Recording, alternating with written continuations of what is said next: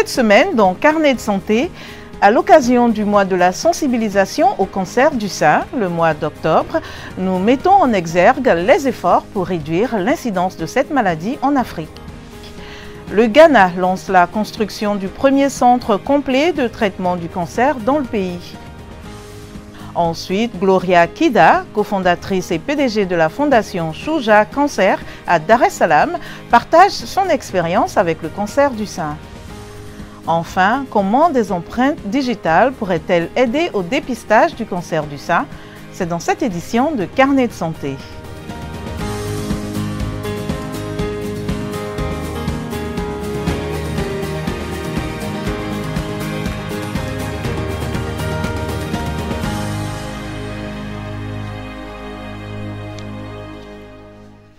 Bonjour à tous, merci de nous rejoindre pour une nouvelle édition de Carnet de santé.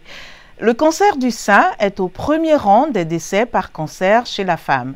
Il se produit lorsque des cellules anormales du sein se développent de manière incontrôlable et forment des tumeurs. Ces tumeurs peuvent se propager dans tout le corps et devenir fatales si elles ne sont pas traitées.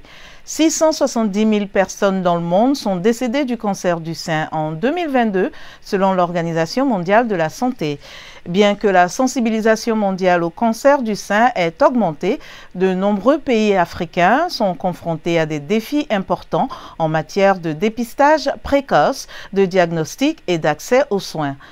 Au Ghana, l'ONG Breast Care International a commencé la construction d'une unité de soins complète d'un coût de 100 millions de dollars à Kumasi. Cette installation offrira des diagnostics avancés et des soins de qualité, pas souvent accessibles dans plusieurs pays de la sous-région. Senanou Todd en parle depuis Kumasi. Le récit est de Jininiwa. À Ejissou, au Ghana, des survivantes du cancer du sein, des militantes et des professionnels de la santé dansent pour célébrer une étape importante dans la lutte contre le cancer en Afrique. Breast Care International, BCI, a donné le premier coup de pioche pour la construction d'une unité historique de lutte contre le cancer à Kumasi. Je suis très enthousiaste à propos du cancer compréhensif de l'excellence. C'est le moment et cela a été en préparation depuis que le docteur Wiaf a commencé ce travail en 2002 avec la passion de sauver la vie des femmes, d'abord au Ghana et ensuite pour servir toute l'Afrique de l'Ouest. Le projet mené par la BCI s'inspire de son succès dans la lutte contre le cancer du sein. Grâce à des campagnes de sensibilisation et à des traitements, la BCI compte aujourd'hui plus de 900 survivants du cancer du sein, contre moins de 20 en 2008. Là où nous sommes parvenus avec l'information sur le cancer du sein, les efforts de sensibilisation au cancer du sein, les choses que nous avons faites pour le cancer du sein, nous pourrions utiliser la plateforme pour sensibiliser à d'autres cancers.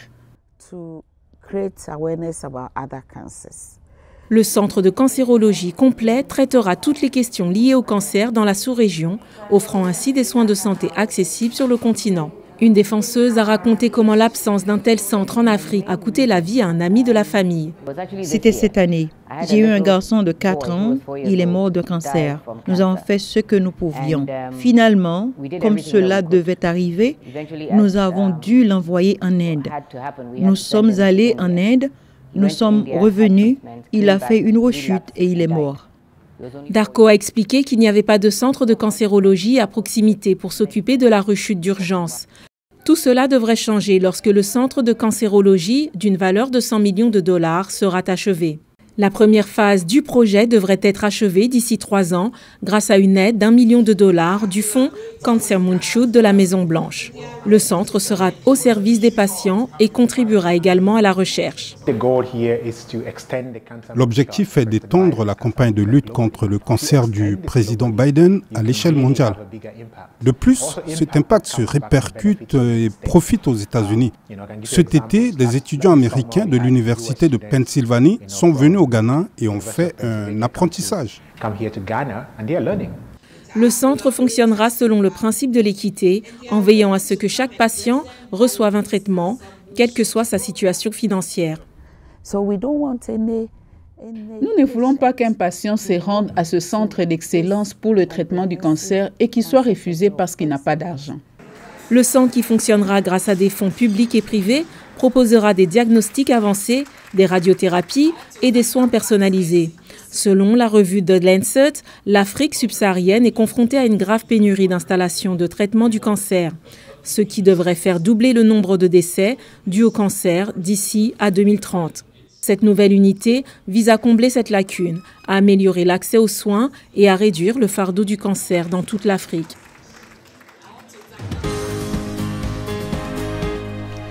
Quelle analyse faites-vous de la prise en charge et du soutien des patients du cancer du sein dans votre communauté? Pensez-vous que les campagnes comme Octobre Rose sont assez efficaces pour la sensibilisation? Voici quelques réactions du Nigeria. Sentir des masses et avoir des douleurs au niveau des seins lorsqu'on les presse doucement est un des signes ou symptômes du cancer de sein. Pour mieux soutenir quelqu'un qui lutte contre le cancer de sein, je crois qu'il existe des ONG qui s'occupent de femmes atteintes de ces cancers pour les éduquer, les encourager à faire des examens réguliers dans les hôpitaux et à prendre leur traitement au sérieux. Les signes et symptômes, c'est l'examen dont je suis informée en tant qu'homme. Vous devrez être capable d'aider votre femme à vérifier en touchant ses seins. Une fois que vous remarquez quelque chose, il suffit de la conduire à l'hôpital. En réalité, je ne connais pas grand-chose, mais je sais que lorsque nous étions au lycée, il y avait des séances de conseil où l'on nous disait qu'une fille, en grandissant, devait toucher ses seins du haut vers le bas. Si elle sent une masse, c'est un signe à détecter rapidement et il faut immédiatement se rendre à l'hôpital. C'est tout ce que je sais à ce sujet.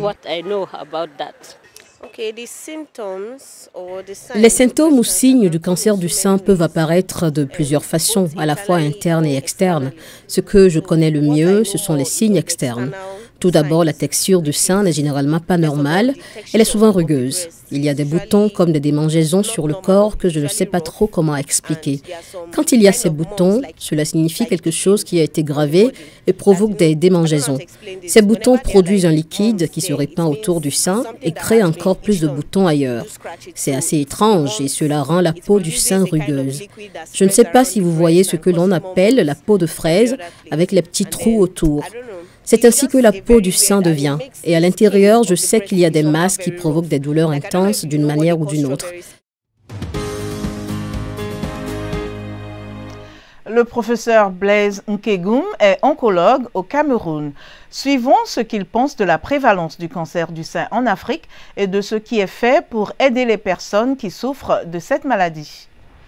Nous avons des cancers chez les sujets noirs africains qui ont environ 40 ans et c'est complètement différent de ce qu'on trouve ailleurs parce que chez les sujets caucasiens, on va trouver les cancers à partir de 50-60 ans. Évident que le cancer du sein qu'on trouve chez nous a des facteurs génétiques.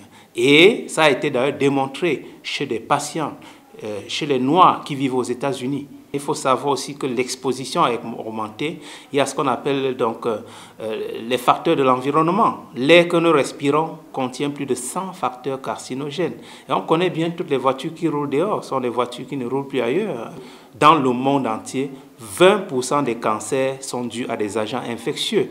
Ce sont des cancers qu'on peut prévenir, ce sont des cancers dont on peut guérir. Par exemple, le cancer du foie est dû au virus de l'hépatite B, le cancer du col est dû au virus de HPV, le cancer nasopharyngé. Notamment, c'est que pour le cancer du sein, on ne devrait plus mourir. On ne devrait pas mourir du cancer du sein parce que la solution est connue. La solution est connue. Une patiente qu'on trouve avec une tumeur de 3 cm, on enlève juste la tumeur et guérit. On peut le faire là au bloc opératoire en 1 heure de temps, elle est guérie. Le problème, c'est que 80% des patients, on ne va pas pouvoir trouver la lésion à ce stade-là. On va trouver une lésion qui est déjà évoluée. La chirurgie, la chimiothérapie et la radiothérapie, ce sont des traitements de base. Parce que, n'oubliez pas, qu'à l'heure où je vous parle, il y a déjà ce qu'on appelle les thérapies ciblées. Les thérapies ciblées sont de nouveaux traitements qui vont, en plus de guérir le malade du cancer du sein, avoir la différence d'être bloqué uniquement des récepteurs. Le seul problème, c'est le coût, parce que certains de ces médicaments coûtent jusqu'à 3 millions de francs. La dose, et nous avons des malades qui prennent le traitement pendant 5-8 ans. L'obésité est un facteur de risque évident de cancer du sein. Donc, les patients qui ont du surpoids, les patients qui ont du mauvais cholestérol, et les hommes aussi, d'ailleurs, pour la même raison, les hommes qui ont du surpoids et qui ont des gros seins ont presque le même risque de développer des cancers du sein que les femmes. Donc c'est un facteur de risque évident. C'est un facteur de risque évident à cause donc, du mauvais cholestérol, à cause du cycle hépatique de ces lipides-là. Donc ce que nous on conseille aux patients, c'est même de prévenir le cancer en faisant du sport, en faisant de l'exercice physique, en perdant du poids, en luttant contre la dépression. Gloria Kida est cofondatrice et PDG de la fondation Shuja Cancer à Dar es Salaam en Tanzanie. Elle a été diagnostiquée avec un cancer du sein il y a plus de 10 ans. Aujourd'hui, elle utilise son expérience et sa plateforme pour lutter contre la maladie et autonomiser les femmes. Elle partage son expérience. En 2010, je faisais des visites mensuelles chez mon gynécologue, simplement pour trouver le meilleur moyen de contraception pour moi. C'est au cours de ces visites que le médecin a remarqué une masse dans mon sein gauche. Il m'a conseillé de faire un dépistage, j'ai donc fait une mammographie et une échographie. Les résultats ont montré qu'il y avait une masse dans mon sein gauche, mais le médecin a affirmé qu'il n'y avait aucun signe de cancer. On m'a dit que c'était un fibroadénome, que j'ai ensuite cherché sur Google pour découvrir que c'était bénin, donc non cancéreux.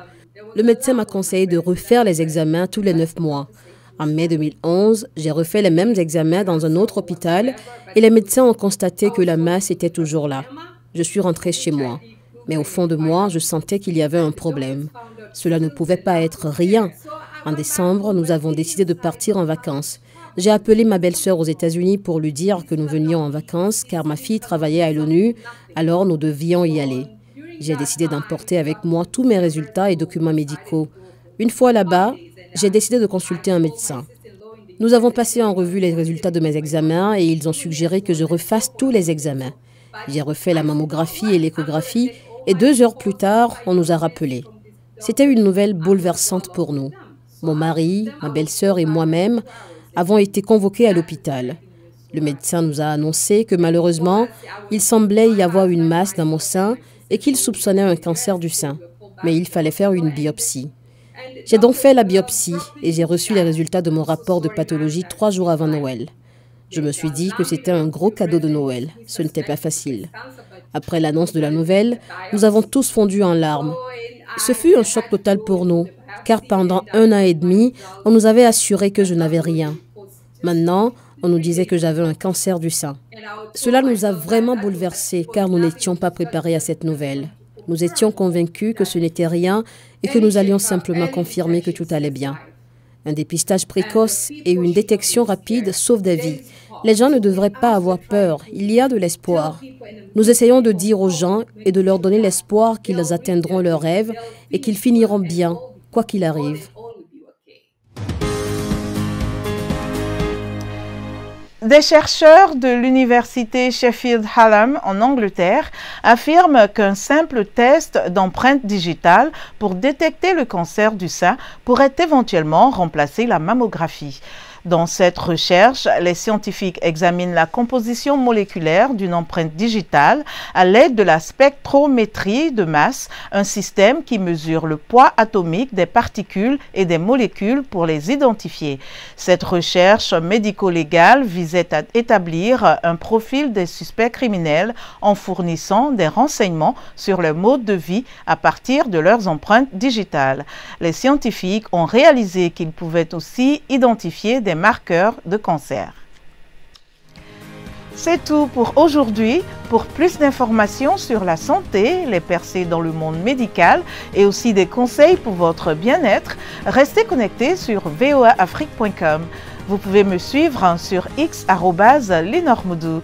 En attendant de se revoir la semaine prochaine, je vous souhaite de rester en bonne santé. À bientôt.